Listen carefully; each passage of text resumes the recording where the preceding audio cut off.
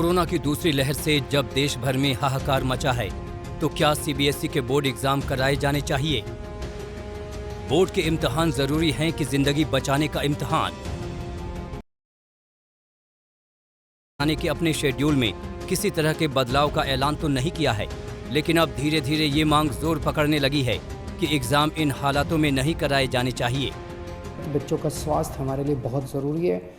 मेरी हाथ जोड़ के केंद्र सरकार से अपील है कि सीबीएसई के एग्ज़ाम्स को कैंसिल किया जाए और इसके एवज़ में कोई और तरीके निकाले जा सकते हैं, या तो ऑनलाइन का कोई तरीका या इंटरनल असेसमेंट करके उसके बेसिस के ऊपर इस बार बच्चों को पास किया जा सकता है, लेकिन सीबीएसई के एग्ज़ाम कैंसिल करने बहुत ज़रूरी हैं।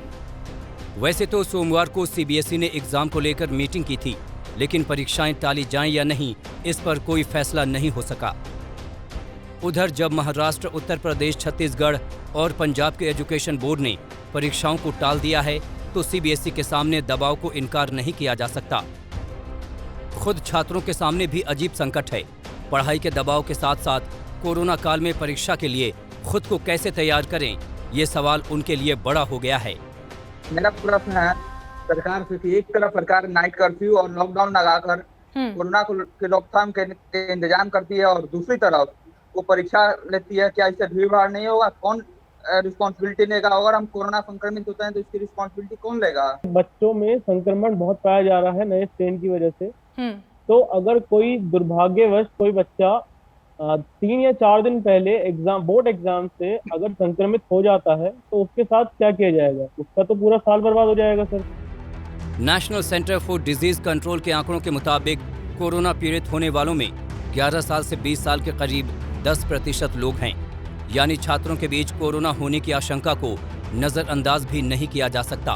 पिछले साल युवाओं में कोरोना की कोई चर्चा नहीं थी। इसके बावजूद सीबीएसई बोर्ड की परीक्षाएं लॉकडाउन के बाद नहीं कराई जा सकी थीं।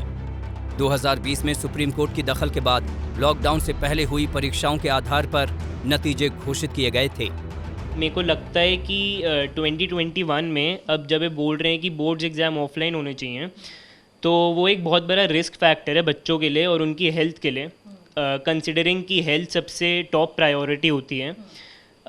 तो मुझे यही लगता है कि अगर सीबीएसई कुछ करे जिससे ऑनलाइन एग्ज़ाम्स पॉसिबल हों सबके लिए, तो वो एक बेटर अप्रोच रहेगी। कुछ तो हमारी सरकार को सोचना चाहिए। लास्ट ईयर भी ऐसा ही हुआ था कि एक पेपर उन्होंने बीच में, जब कुछ पेपर रह गए थे, वहीं पे उन्होंने उसको बंद कर दिया था और जो भी जैसे भी उन्होंने रिजल्ट्स निकाले।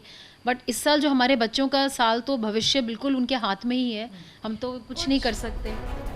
सीबीएसई बोर्ड ने इस साल जब मई में परीक्षाएं कराने का फैसला किया था, तब कोरोना केस कम होने शुरू हो गए थे।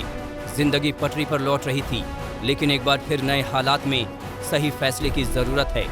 दिल्ली से मिलन शर्मा के साथ आज तक ब्यूरो।